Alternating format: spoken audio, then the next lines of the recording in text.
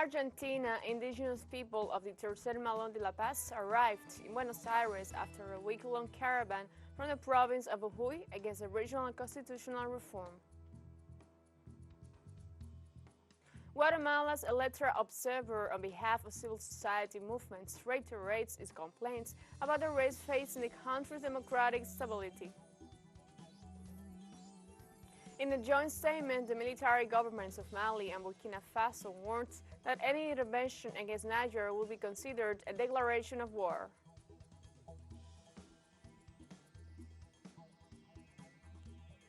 Hello, welcome to From the South.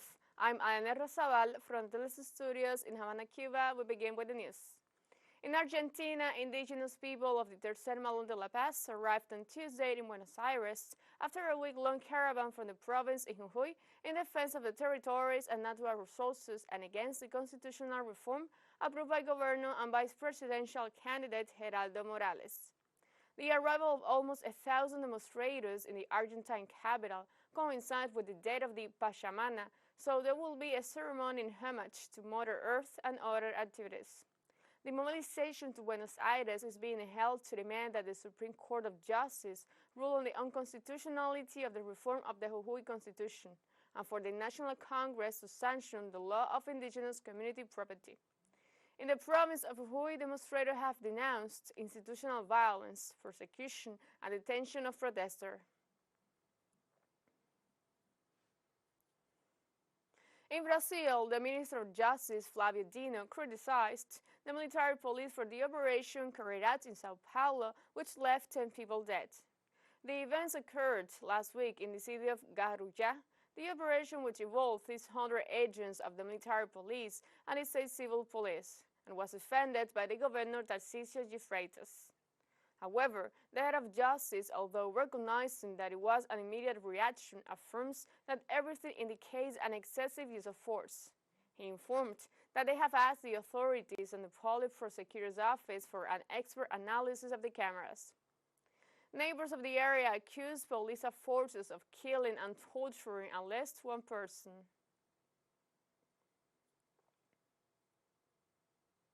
In Ecuador, 150 people have been arrested and 6.7 tons of drugs seized in the state of emergency decreed by the government in 3 coastal areas of the country. According to the National Director of Anti-Drug Investigation of the police, these results were achieved in multiple security operations carried out between July 24 and 30 in the provinces of Esmeraldas, Manabí, and Los Rios, all under a 60-day state of emergency, which includes a nighttime curfew. According to the police, so far in 2023, more than 122 tons of drugs have been seized and 6,975 people have been arrested for trafficking illegal substances. This led to the confiscation of more than 1.2 billion drug doses, equivalent to $2.5 billion.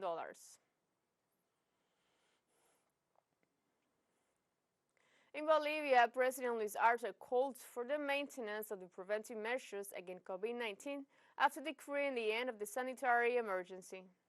The Bolivian president explained the importance of applying preventive measures to avoid new outbreaks of the disease. He stressed that diagnostics, mass vaccination, and hospital equipment were effective against COVID-19 and contributed to Bolivia's overcoming from the international health emergency. The Minister of Health, Maria René Castro, explains how this new phase will be carried out.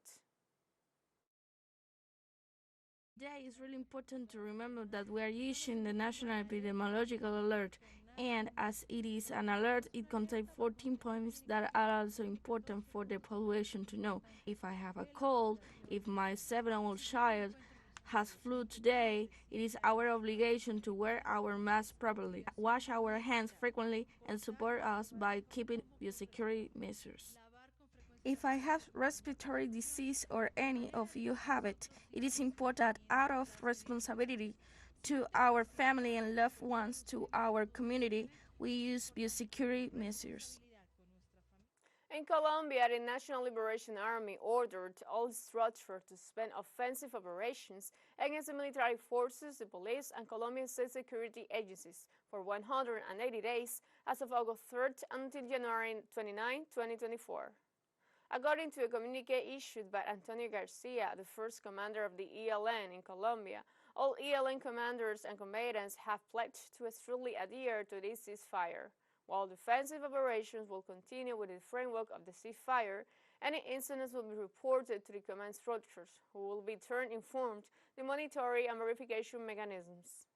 Over the course of the 6-month ceasefire, efforts will be made to enhance societal participation. In June, the Colombian government and the guerrilla forces reached the Cuba Accords during the third cycle of peace talks, which included a bilateral national and temporary ceasefire.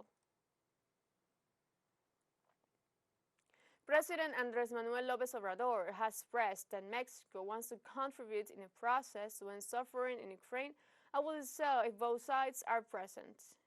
During his usual morning press conference, the head of state asserted that it is a mistake to get used to a war that only helps to increase the arms industry profits.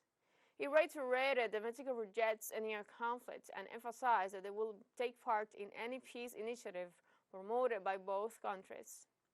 In recent hours, Ukraine has expressed interest in talking about alternative solutions to the conflict, but without Russia. Guatemala's electoral observer, the organization that brings together civil society movements, reiterates its complaints about the risks facing the country's democratic stability. Regarding the arrival of observation mission for the second round of election, the electoral group expresses the concerns about the results obtained in their investigations. According to the association, there is a clear weakening in temporary bodies of electoral authorities, manipulation of civil will, abuse of criminal law, as well as arbitrary and discretional application of rules, which allows for the exclusion of candidates. According to the organization, such issues put the electoral process at serious risk. Let's take a short break, but remember you can join us on TikTok at teleSUR English, where you'll find news in different formats, new updates, and more. Other studies coming up, stay with us.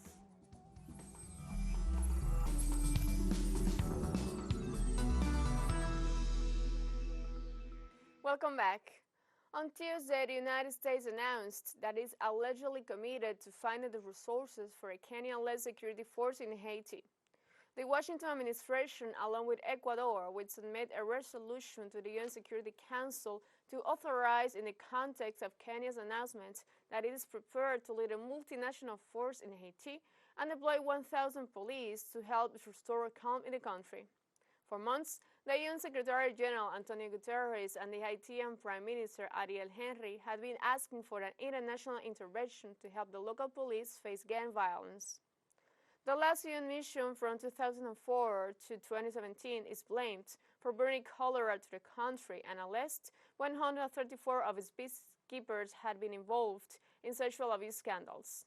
6 years later, the local population and the international community rejects the presence of a foreign military intervention.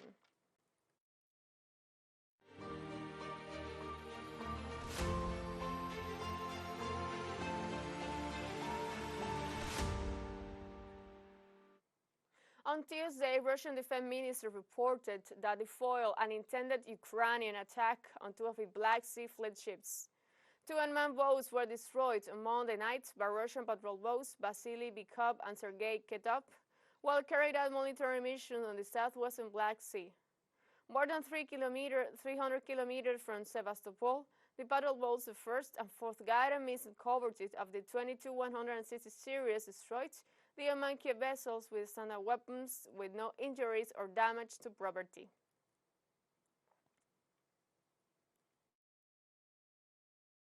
The Kyiv regime carried out an attempted terrorist attack using 3 enemy neighbor drones on Russian civilian transport ships en route to the Bochorus Strait in the southwestern Black Sea. The ships of the Russian Navy, which escorted the sea transport, detected and destroyed all the Ukrainian boats in a timely manner. In India, at least 70 people have died and 3 others were injured after a crane collapsed near the city of Sahapur. The police informed that the machine was being used to place beams during the construction works of the third phase of the Samramudi Express Highway when it collapsed on the workers in 10 districts in the early hours of the morning. Emergency teams are in the area to help the injured and to assist in the rescue work. According to the authorities, the death toll could rise in the next few hours. At the moment, the cause of the incident is unknown.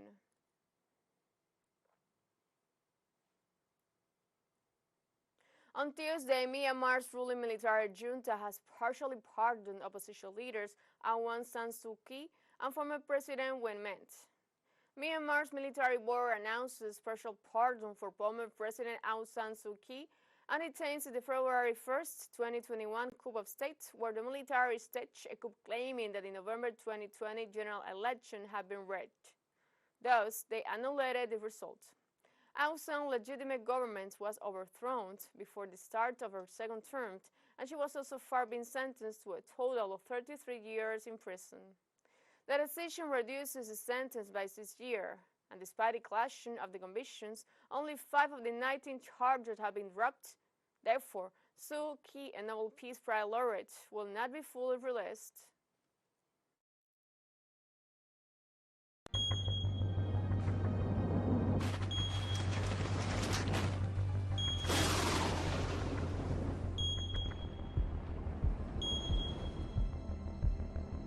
On Thursday, at least 11 people have died and 27 are missing due to the heavy rains that have affected the Chinese capital, Beijing.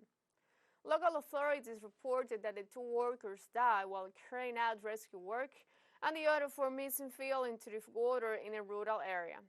Authorities have issued a red alert for flooding in most parts of the city and have warned of the risks of landslides, mudslides, and other disasters caused by the rains. The city of Sanjiku, Jench, Tanshan, Boudin, and Xinjiang near Beijing have also been affected by the heavy rains, having damaged more than 44,000 people and forced the evacuation of 127,000 more. According to meteorologists, these rains have been the heaviest recorded in the Chinese capital in recent years. We have a second short break coming up, but before we invite you to visit our YouTube channel at teleSUR English. There, you'll be able to rewatch our interviews, sub-stories, special broadcastings, and more. Hit the subscribe button and activate the notification bell to stay up to date on the world's most recent events. Final short break. Don't go away.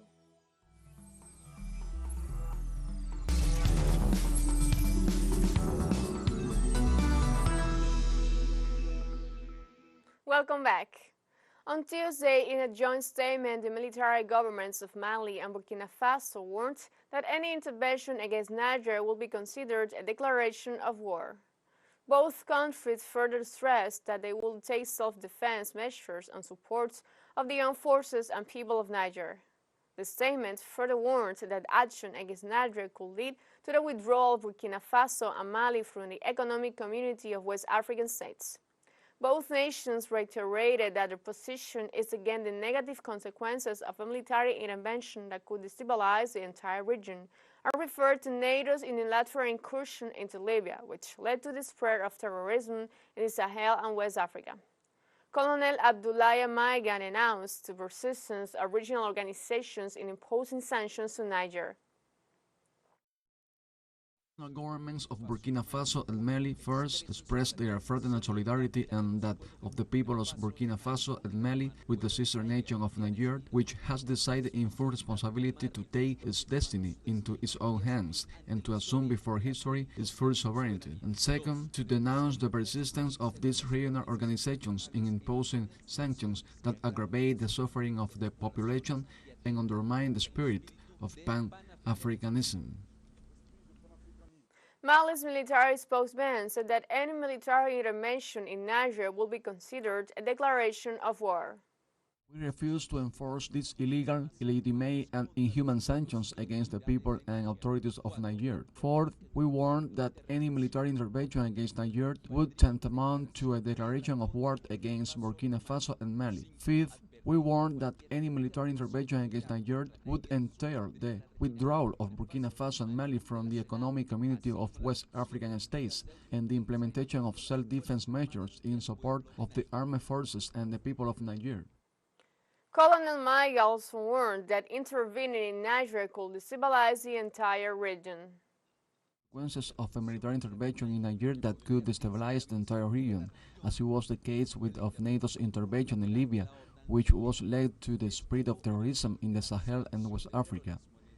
The transitional governments of Burkina Faso and Mali are deeply outraged and surprised by the imbalance observed between, on the one hand, the speed and the adventurous attitude of some leaders, and on the other hand, the inaction, indifference, and passive complicity of these organizations and political leaders in assisting states and peoples who had fallen victims of terrorism for a decade and had been abandoned to their fate. Meanwhile, in Niger, residents at the country's capital, Niamey, talk about France's decision to evacuate its citizens, along with other Europeans. French politicians really have no reason to repatriate their citizens to France, because I dare say that we live in a symbiosis with this French population living in Niger. So they really have no reason to repatriate them. As far as we are concerned, this is yet another failure on the part of French politicians, and one that we all condemn. I know very well that the French are not threatened. Europeans are not threatened in Niger. Not all Europeans have a problem in Niger, but we don't have a problem with the French, European nationals. We have problems with European governments. If they say they were going to repatriate their population, they only have to repatriate their army first. On Monday, the governments of China and Pakistan threatened bilateral cooperation. Both nations signed agreements in the framework of the visit of Deputy Prime Minister He Lifeng to Islamabad on the context of the 10th anniversary of the economic corridor between the two countries. Pakistani Prime Minister Shehbaz Sharif and the envoy of President Xi Jinping signed projects in the area of agriculture, industrial cooperation, and transport and connectivity. Sharif and Lifeng expressed their satisfaction over the steady progress of the economic corridor projects and agreed to direct it primarily for the socio-economic development of Pakistan. The economic corridor is a 10-year mega project that aims to connect the Pakistani port of Gwadar with the Xinjiang Autonomous Region through a network of highways, railways, and oil pipelines. We have come to the end of this news brief. You can find this and many other stories on our website at telesurenglish.net. And join us on social media, Facebook, Twitter, Instagram, Telegram, and TikTok. For Telesur English, I'm Alena Rosabal. Thank you for watching.